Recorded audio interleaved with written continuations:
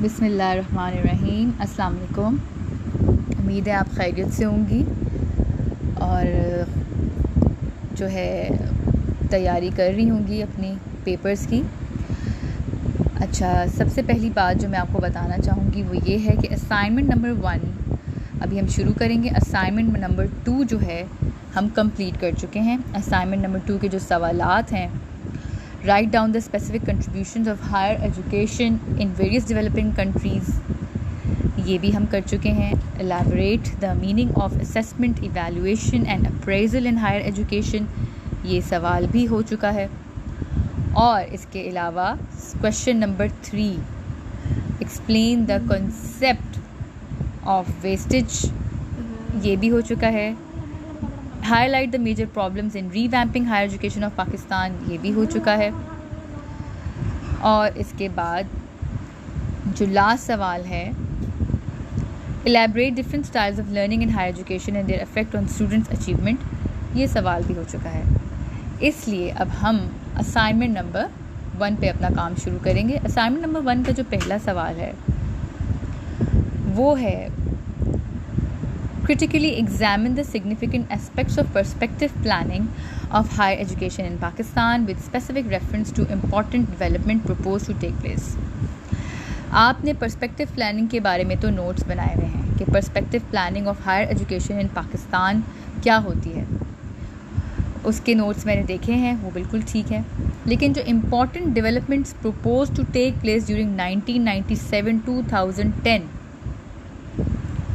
ये वाला पार्ट आपका नहीं हुआ हुआ।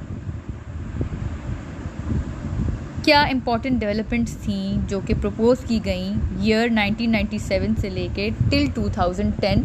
What were the different developments for the propositions to take place? Okay, so that's why we are going to work on this part. This is a very important part. इसके बारे में मैंने जो है सर्च किया है। सबसे पहले जो नोट्स इन्होंने हमें प्रोवाइड किए हैं, मैंने सबसे पहले वो ओपन किए हैं। सबसे पहले उनको देखना ज़रूरी है, then we will study any other thing. Firstly it is important that we research and we learn the things which are provided to us by the university. After that we should look here and there into the websites, into different YouTube videos or whatever sources you have. लेकिन first priority should be given to the resources that the university has provided to you. So, okay. Now I will open the app, the PDF file that you have provided me.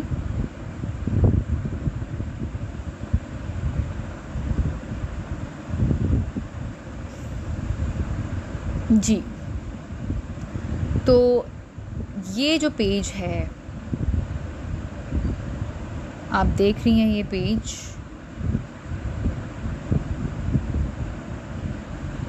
Policies and plans of higher education, growth and development of higher education, ये कुछ topics, ये कुछ headings हैं जो आपको learn करनी होंगी इस सवाल के लिए। ठीक है, क्योंकि यहाँ पे जो है पीरियड दिया हुआ है 1998 to 2010 और हमारे सवाल में भी यही बात मेंशन्ड है कि हमें 1997 से लेके 2010 की जो डेवलपमेंट्स हैं उनको हाईलाइट करना है, राइट?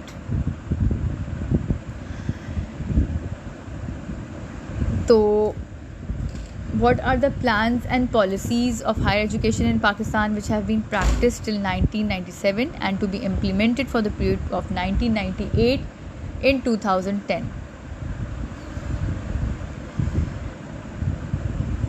इसको बेशक छोड़ के आप पेज नंबर 18 पर आएँ और है policies and plans of higher education. Policies and plans of higher education में जो है इन्होंने बात की है कुछ वर्किंग ग्रुप्स के बारे में, और उन्होंने वर्किंग ग्रुप्स ने जो है कुछ पॉलिसीज़ और कोऑर्डिनेशन ऑफ एजुकेशन पे जो है कुछ पॉलिसीज़ की बात की है। और इधर आप देख सकती हैं एक लाइन लिखी हुई है, the working group on policy and coordination has given the following framework for the development of higher education during perspective plan, during the 7th 5-year plan and 8th 5-year plan. तो ये जो 5-year plans हैं उनका भी इसमें जिक्र आ रहा है.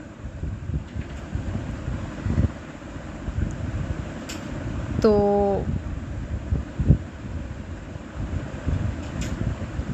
जो working group on higher education जो हैं उसके बारे में बताना है कि कौन थे वो, किन्होंने चेयर किया था उन्हें. It was chaired by doctor Mohammad Afzal. इनका नाम याद रखिएगा आप. और उनकी इंट्रोडक्शन आपने याद रखना है कि he was a former rector of International Islamic University. ये कुछ चीज़ें हैं जो आपको याद रखनी पड़ेंगी. इन्होंने ये भी बताया है यहाँ पे, we should read particularly the following section of the report for a deeper understanding of the prevalent situation of higher education and possible measures to resolve this issues in the imminent future. जी, तो क्या हैं वो 3 points जिनके बारे में ये बात कर रहे हैं.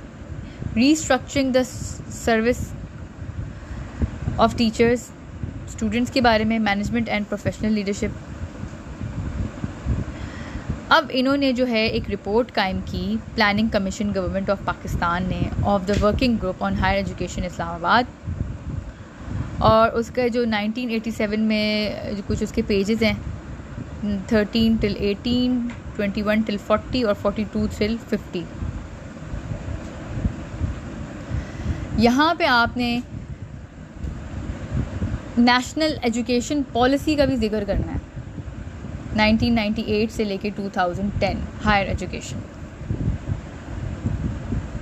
ये एक बहुत बड़ी आप कह सकते हैं एक डेवलपमेंट है.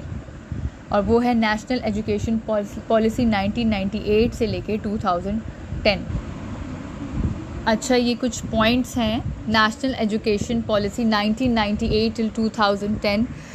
You should learn these points by heart. ये 4 पॉइंट्स हैं, ये बहुत इम्पॉर्टेंट हैं. ये हेडिंग भी बहुत इम्पॉर्टेंट है और ये पॉइंट्स भी बहुत इम्पॉर्टेंट हैं. यही एक मेन डेवलपमेंट है जो हुई है पाकिस्तान की हायर एजुकेशन में. सवाल हमारा क्या है, इसको गौर से एक बार फिर से मैं आपको बता देती हूँ. सॉरी, सवाल है हमारा ये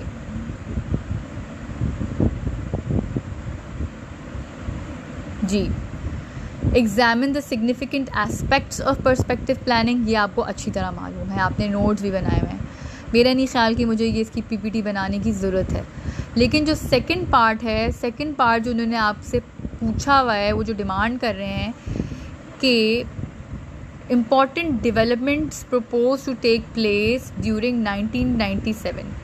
तो जो इम्पॉर्टेंट डेवलपमेंट जो टेक प्लेस हुई है, the development that has been taken place, that took place is basically, sorry कहाँ चला गया, आई थिंक मुझे दोबारा ओपन करना पड़ेगा. मैं फिर से ओपन कर रही हूँ आपके लिए.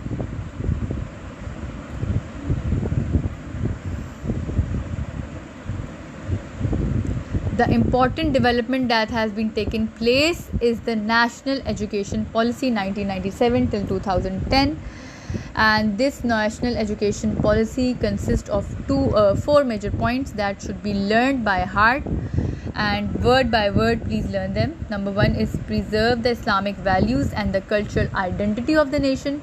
पहला point है, Islamic values की importance की बात की गई है और cultural identity की बात की गई है फर्स्ट पॉइंट में. सेकंड पॉइंट में बात कर रहे हैं expand the access of higher quality education on merit and equitable basis irrespective of gender, region, class, religion और कास्ट. मतलब कि there should be increase access to higher education, higher quality education on merit. बस इतना भी आप लिख सकती हैं कि everything, the access of higher education should be on merit and equitable basis irrespective of equitable basis irrespective of gender, region, class, religion और caste. मतलब कि जेंडर, रीजन, क्लास, रिलीजन और कास्ट को नहीं देखा जाएगा. इररिस्पेक्टिव का मतलब कि इन चीज़ों को कंसिडरेशन में नहीं लाना. इक्विटेबल बेसिस, इक्वली होना चाहिए जो भी काम होना चाहिए, on merit.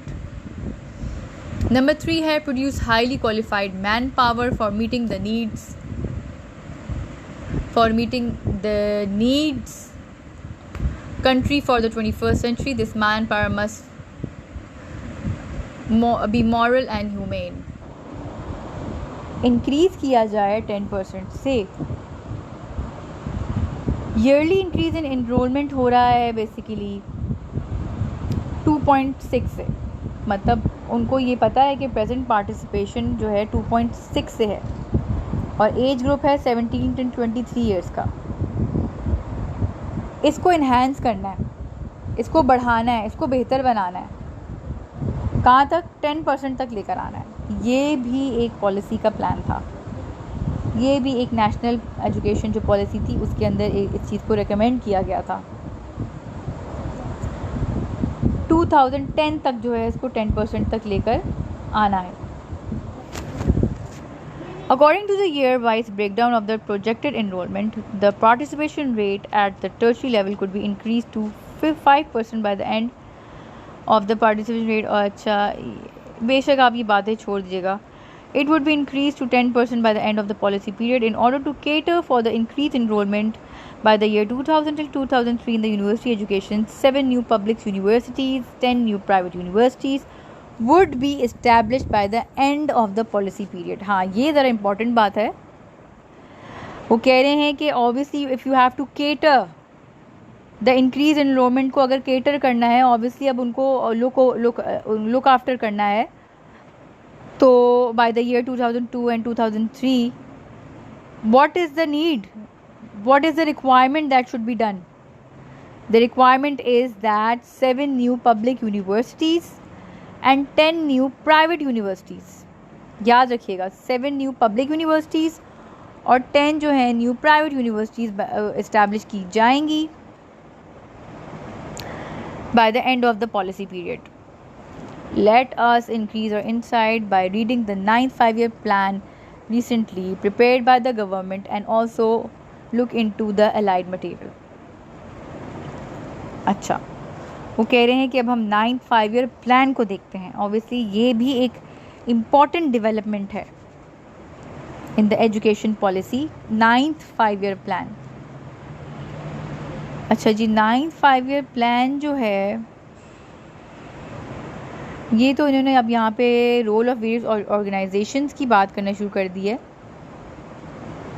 9th 5-year plan जो है वो education, national education policy 1998 till 2010 का पेज नंबर 83 से लेके 102 जो है 9th 5-year प्लान है.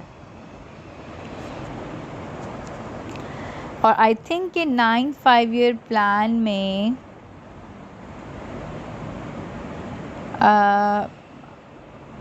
क्या आ रहा है 9th 5-year प्लान में?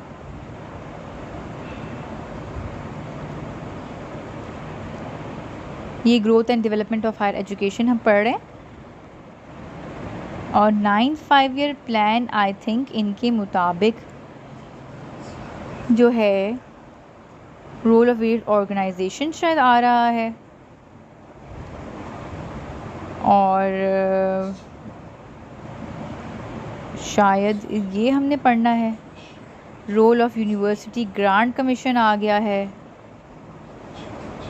और what are the possible independent research in the universities of Pakistan. ये तो पूरी क्वेश्चंस की पूरी लिस्ट आ गई है.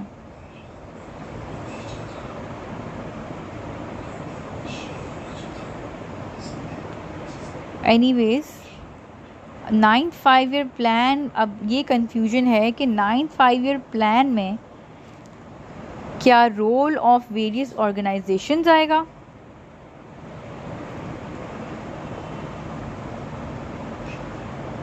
या कुछ और आएगा.